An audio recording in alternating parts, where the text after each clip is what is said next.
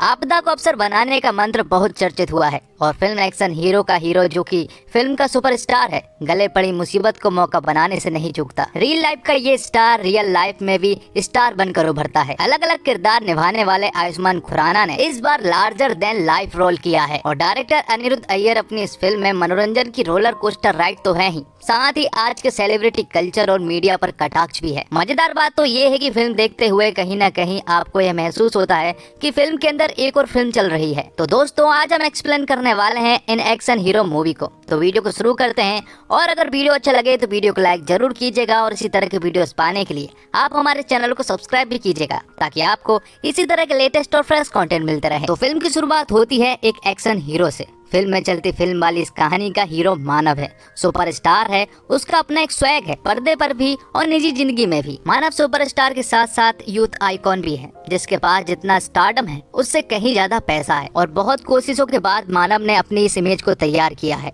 अब वो action hero है।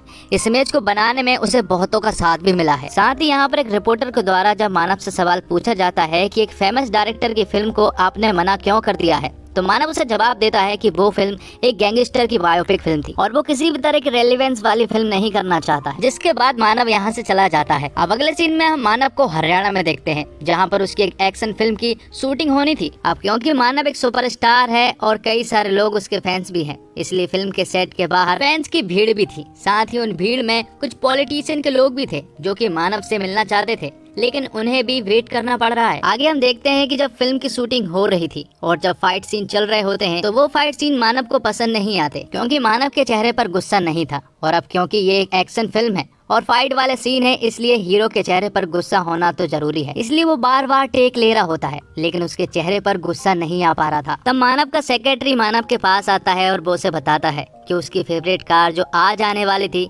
अब वो आज ना आकर एक हफ्ते के बाद आएगी। और ये बात सुनने के बाद मानव को गुस्सा आ जाता है और फिर वो शॉट को परफेक्ट तरीके से करता है। साथ ही वो पॉलिटिशियन के लोग अभी भी बाहर इंतजार कर रहे थे, लेकिन जब मानव उनसे मिलने के लिए जा ही रहा होता है कि तभी सेक्रेटरी उसे बताता है कि उसकी फेवरेट कार आ चुकी है। मानव के सेक्रेटरी ने कार वाली बात इसलिए छुपाई ताकि मानव को गुस्सा आ जाए और वो सीन को सही तरीके से कर पाए, और हुआ भी ऐसा ही। लेकिन मानव की फेवरेट कार आ जाने के कारण मानव उन पॉलिटिशियन के लोगों से नहीं मिल पाता है और अपनी कार को लेकर अकेला ही निकल पड़ता है, जो देखकर उन पॉलिटिशियन के लोगों को बिल्कुल भी अच्छा नहीं लगता। और उनमें से विक्की सोलंकी नाम का एक आदमी भी अकेला ही मानव की गाड़ी के पीछे चले जाता है और वो उसे रास्ते में मिलाता है। जिसके बाद वो मानव से कहता है कि वो उसके फिल्म के सेट के बाहर बहुत देर से इंतजार कर रहे हैं, लेकिन उसके पास मिलने का टाइम ही नहीं है। और साथ ही यहाँ पर विक्की मानव से बिल्कुल भी ठीक ढंग से बात नहीं कर रहा होता है, इसलिए मानव उससे कहता है कि वो लोग कल होटल में साथ ब्रेकफास्ट करेंगे। लेकिन यहाँ पर विक्की उसे वापस चलने को कहता है और साथ ही वो मानव की कॉलर भी पकड़ लेता है, जो कि मानव को बिल्कुल भी पसंद नहीं आता है। इसलिए वो विक्की को धक्का दे देता है, जिससे कि विक्की दूर जाकर गिरता है। और जहाँ पर विक्की गिरता है वहाँ पर ढेर सारे पत्थर भी थे और उन्हीं में से एक पत्थर उसके सर में लग गया था, जिससे कि उसके सर से ब्लीडिंग होने लगी थी। ये देखकर मानव तुरंत ही विक्की के पास आता है और जब वो विक्की को देखता है तो उसे पता चलता है कि उसकी सांसें बंद हो चुकी है और उसकी डेथ हो चुकी है। ये देखकर मानव को कुछ भी समझ नहीं आ रहा था, इसलिए वो अपनी कार को उठाता है और तुरंत ही वहाँ से निकल पड़ता है। लेकिन जाते हुए उसका एक साइड ग्लास उसी सड़क पर रह गया था। मानव को मालूम है कि एक बहुत बड़ा इशू होने वाला है। वो घबराते हुए अपने होटल आता है और तुरंत ही न्यूज चैनलों को देखने लगता है। उसे मालूम था कि ऐसी कोई न्यूज तो जरूर आने वाली है, क्योंकि वो बीच सड़क पर हादसा हुआ था और होता भी ऐसा ही है। सारे न्यूज चैनलों पर एक अनजान शख्स की मौत की खबर फैल जाती है। पुलिस ने इन्वेस्टिगेशन करना शुरू कर दिया था और साथ ही यहाँ पर एंट्री होती है विक्की सोलंकी के भाई यानी कि भूरा सोलंकी की, जो कि यहाँ का निगम पार्षद है। विक्की का भाई वो कैरेक्टर है जो हिंदी फिल्मों में टिपिकल हरियाणा का गुंडा होता है। वो न पुलिस वाले पर हाथ छोड़ने में एक सेकंड का समय लगाता है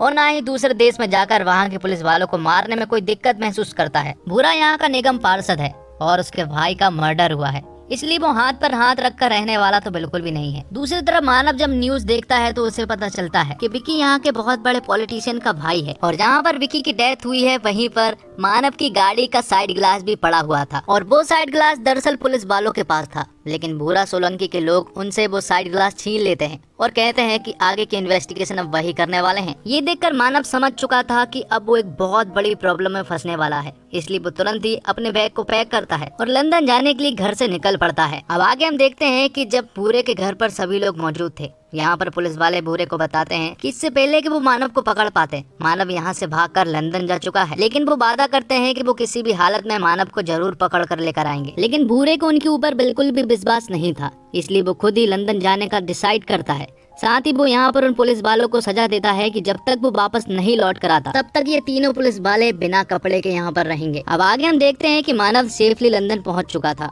और वो कई सालों के बाद लंदन आया था और वो जानता है कि वो यहाँ भी सेफ नहीं रह पाएगा, इसलिए वो अपने घर की डील करवाने के लिए डीलरों को ढूंढने लगता है। दूसरी तरफ हम देखते हैं कि अब भूरे सोलंकी भी लंदन पहुंच चुका था और वो यहाँ पर मानव को मारने के लिए आया था। इससे पहले कि पुलिस उसे पकड़ ले, उससे पहले भूरा उसे मारना चाहता है और साथ ही पूरे देश में मानव एक मर्डरर बन चुका था। कल तक जो मानव देश का हीरो था, आज उसे अपने ही देश में क्रिमिनल और भगोड़ा साबित कर दिया जाता है। पूरी नेगेटिविटी के साथ उसका मीडिया ट्रोल शुरू हो जाता है और उसके खिलाफ जगह जगह पर प्रदर्शन और विरोध होने लगते हैं। साथ ही न्यूज के द्वारा ये बात अब लंदन भी आ चुकी थी, इसलिए यहाँ पर भी मानव सिक्योर फील नहीं कर रहा था, इसलिए वो भी छिप छिप कर रह रहा था। और जब वो मार्केट से घर लौट रहा था तो वो देखता है कि दो पुलिस वाले उसके घर के अंदर जा रहे हैं, इसलिए वो उन्हें देखकर एक पेड़ के पीछे छिप जाता है और थोड़ी ही देर में उसके घर के अंदर से गोली चलने की आवाज आती है और एक पुलिस वाला बाहर दौड़ता हुआ आता है और थोड़ी देर के बाद उस पुलिस वाले को भी गोली मार दी जाती है। और ये सारा काम किसी और ने नहीं बल्कि भूरा सोलंकी ने किया है, जो कि मानव के घर से बाहर आता है और उसने मानव को भी देख लिया था। मानव ने भी भूरे को देख लिया था, इसलिए वो तुरंत ही भागता है। उसके पीछे पुलिस भी पड़ गई थी, लेकिन मानव यहाँ पर किसी तरह से उनसे छुटकारा पाता है, लेकिन पुलिस वाले अभी भी उसका पीछा नहीं छोड़ रहे थे। तब मानव यहाँ पर एक आदमी से कार छीनता है और कॉल लगाकर अपने लोगों से हेल्प लेने की कोशिश करता है, लेकिन कोई भी उसकी मदद नहीं कर पा रहे थे।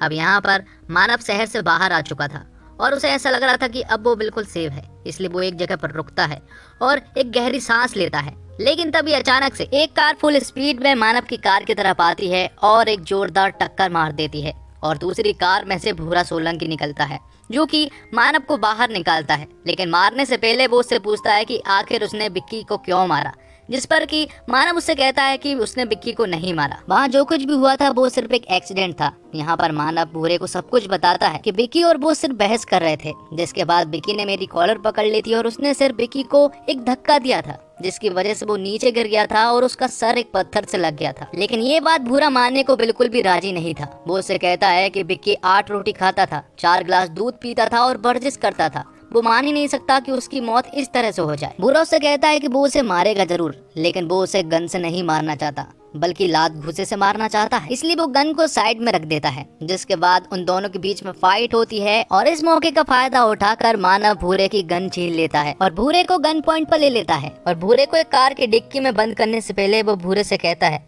कि अगर वो बाई चांस इस कार की डिक्की से बाहर निकल आया तो वो वापस चला जाए। जिसके बाद मानव उसे कार की डिक्की में बंद करके वहां से चला जाता है। अब मानव घर आ जाता है, जहां पर साहिल नाम का एक आदमी उसके घर की डील करवाने के लिए हेल्प कर रहा होता है। लेकिन तभी हम देखते हैं कि भूरे उस कार की डिक्की से बाहर निकल आ चुका था और वो सीधा मानव के घर के बाहर आ गया था। और जब साहिल घर के बाहर आता है तो यहाँ पर भूरे साहिल को बेरहमी से मार देता है और ये सब होता हुआ मानव भी उसे देख लेता है। जिसके बाद मानव पूरी तरह से तैयार हो गया था, क्योंकि मानव के पास भूरे की गन थी। जिसके बाद भूरे जैसे ही मानव के घर के अंदर एंटर होने की कोशिश करता तो यहाँ पर मानव उसके ऊपर गोलियों की बरसात कर देता, जिसकी वजह से उसकी गन की गोलियां ऑलमोस्ट खत्म हो चुकी थी, सिर्फ एक गोली बची थी। और यहाँ पर भूरे को बहुत अच्छे से मालूम है कि उस एक गोली को किस तरह से बर्बाद किया जाता है। जिसके बाद उन दोनों के बीच में एक तगड़ी फाइट होती है, जिसमें दोनों ही काफी ज्यादा इंजर्ड हो चुके थे। उन दोनों की फाइट हो ही रही थी और यहाँ पर जब भूरे के हाथ गन लगने ही वाली थी, लेकिन तभी यहाँ पर कई सारे लोग उनके घर में एंटर हो जाते हैं जिनके पास ढेर सारी गन थी और वो उन दोनों को ही गन पॉइंट पर ले लेते हैं। यहाँ पर जो मेन आदमी होता है उसका नाम कादर होता है और वो लोग यहाँ पर मानव को पकड़ने के लिए आए थे। दरअसल साहिल ने इन लोगों का पता दे दिया था कि मानव उसके घर में मौजूद है, इसलिए कादर अपनी पूरी की पूरी गैंग लेकर यहाँ पर मानव को पकड़ने के लिए आ गया था। यहाँ पर किसी तरह से भूरे और मानव उनको बातों की जंजाल में फंसाते हैं और किसी तरह से मानव यहाँ पर कार लेकर भाग जाता है और भूरे को वहीं पर छोड़ देता है। लेकिन अभी भी मुसीबत टली नहीं थी, क्योंकि कादर के कई सारे लोग मानव के पीछे पड़े हुए थे, जो कि उसके ऊपर लगातार फायर करते जा रहे थे। लेकिन मानव यहाँ पर किसी तरह से उनसे पीछा छुड़वाता है। साथ ही दूसरी तरफ हम देखते हैं कि यहाँ पर भूरा ने किसी तरह कादर को अपने कब्जे में कर लिया था। साथ ही भूरे ने कादर से ये भी पूछ लिया था कि अगर मानव उनके हाथ पकड़ा जाएगा तो वो उसे कहां पर लेकर जाएंगे, इसलिए यहाँ पर भूरे कादर को अपने साथ ही रखता है। तो मानव कादर के लोगों के हाथ बच तो गया था, लेकिन उसे मालूम है कि वो एक बहुत बड़ी प्रॉब्लम में है, क्योंकि पुलिस वाले कादर और भूरे उसके पीछे लगे हुए हैं। इसलिए वो भेष बदलने की कोशिश भी करता है, लेकिन उसे बिल्कुल भी ठीक नहीं लग रहा था, क्योंकि उसकी न्यूज पूरी तरह से फैल चुकी थी और वो एक बहुत बड़ा क्रिमिनल बन चुका था।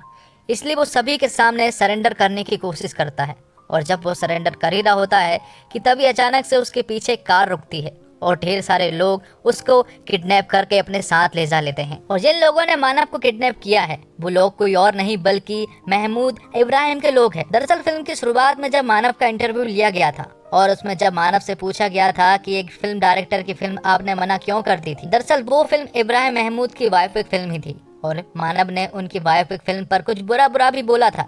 इसलिए यहाँ पर उन लोगों ने मानव को पकड़ कर लेकर आ गए हैं और वो उसे इस चंगुल से बचाना भी चाहते हैं। इसलिए महमूद इब्राहिम एक फंक्शन में डांस करवाता है और अपने साथ एक पिक्चर भी क्लिक कर लेता है। जिसके बाद जब मानव स्टेज पर डांस कर रहा होता है तभी अचानक से भूरे यहाँ पर आ जाता है और फायर करना शुरू कर देता है, जिससे कि महमूद इब्राहिम के लोग उन दोनों को ही पकड़ लेते हैं। जिसके बाद महमूद इब्राहिम भूरे और मानव दोनों से ही पूछताछ करना शुरू कर देता है। यहाँ पर भूरे और मानव महमूद इब्राहिम को सारी बातें बताते हैं। महमूद इब्राहिम दरअसल एक बहुत बड़ा डॉन है जिसे कि कई सारे मुल्कों की पुलिस पकड़ना चाहती है। तो यहाँ पर मानव महमूद इब्राहिम से कहता है कि उसका काम तो हो गया है, इसलिए उसे अब छोड़ दिया जाए। लेकिन तभी यहाँ पर वो टीवी पर न्यूज देखता है कि उसने महमूद इब्राहिम से हाथ मिला लिया है और उसके ऊपर अब एक क्रिमिनल का टैग लगने वाला था। तो महमूद इब्राहिम को भी अब मानव से कोई लेना देना नहीं था, इसलिए वो भूरे के साइड गन खिसकाता है और मानव को मारने का इशारा करता है। और जब भूरे मानव को मारने ही वाला होता है कि तभी अचानक से मानव भूरे के हाथ को झटकार देता है,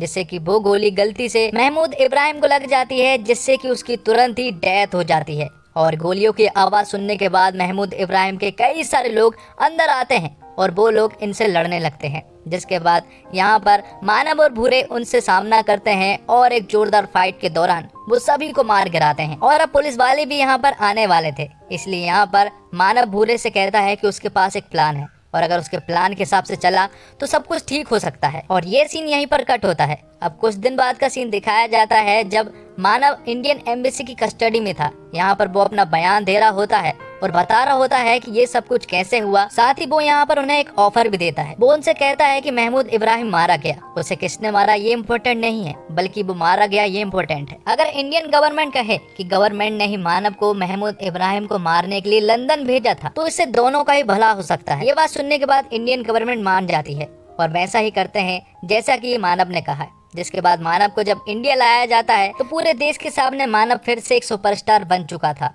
उसकी खोई हुई इज्जत वापस मिल चुकी थी, हर जगह बस मानव के नाम ही छा चुके थे। अब बात आती है कि आखिर भूरे का क्या हुआ और मानव ने आखिर भूरे को कौन सा प्लान बताया था। तो मानव ने भूरे को प्लान बताया था, लेकिन भूरे मानव को मारना चाहता था, क्योंकि अगर वो ऐसे किए बिना वापस गया तो उसका नाम खराब हो जाएगा, क्योंकि वो एक निगम पार्षद है और वहाँ का बाहुबली भी। तो लाख समझाने के बाद भी भूरे नहीं माना था, इसलिए आखिर में मानव को भूरे को जान से मारना ही पड़ा। तो दोस्तों, फिल्म के डायरेक्टर अनिरुद्ध अय्यर के दिमाग से ही फिल्म की कहानी निकली, फिर उसके स्क्रीन प्ले और डायलॉग पर काम किया नीरज यादव ने। पिछले कुछ समय से हिंदी फिल्में बॉक्स ऑफिस पर असरदार साबित नहीं हुई। इसकी एक वजह ये सुनने और पढ़ने को मिल रही है कि ये कोरोना के पहले की फिल्म थी, कुछ करीब 4-5 साल पुरानी। कोरोना के बाद बहुत कुछ बदल गया, इसके चलते ये फिल्में रिलेवेंट नहीं रह पाई। एन एक्शन हीरो आज के समय की कहानी है। किसी भी कहानी को बड़ी ऑडियंस तक पहुंचाने का तरीका है कि उसे एंटरटेन बनाया जाए, और फिल्म एक्शन हीरो एक तरह से आयुष्मान खुराना के लिए एक सबक है,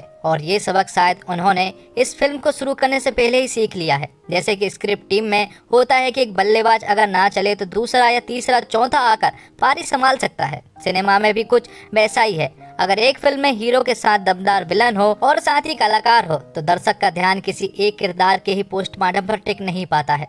अनिरुद्ध की होशियारी यहाँ पर काम आई और आयुष्मान ने कैमरे को साथ रखा है। वो बढ़िया एक्टर हैं, अपने हिसाब का काम बढ़िया तरीके से करते हैं और निकल लेते हैं। हालांकि अभी तक उनकी इमेज चॉकलेटी हीरो की बनी हुई थी, जिसके हिस्से में भौकाली डायलॉग आते थे और अंत में जो लड़की का हाथ पा लेता था और सब कुछ ठीक कर देता था। लेकिन यहाँ आयुष्मान खुराना ने अपने ऐप भी दिखाए हैं और एप्स भी। साथ ही आयुष्मान खुराना ने मानव के किरदार में अच्छी एक्टिंग की है, वो इस रोल में जमे हैं। ये किरदार उनकी बाकी फिल्मों से अलग है और आपको आयुष्मान को स्क्रीन पर देखकर मजा आ जाता है। वहीं भूरा के किरदार में जयदीप अहलावत ने जान डाल दी है। जब वो हरियाणवी में डायलॉग बोलते हैं तो खूब तालियां बजती है।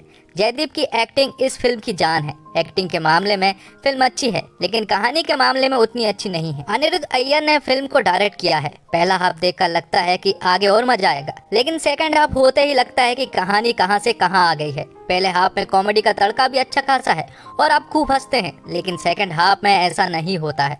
ये फिल्म टुकड़ों में अच्छी है और पूरी तरह से आपको बांध नहीं पाती। एंडिंग में आपको लगता है कि एक्शन हीरो तो केजीएफ के रॉकी भाई का पायरेटेड वर्जन है।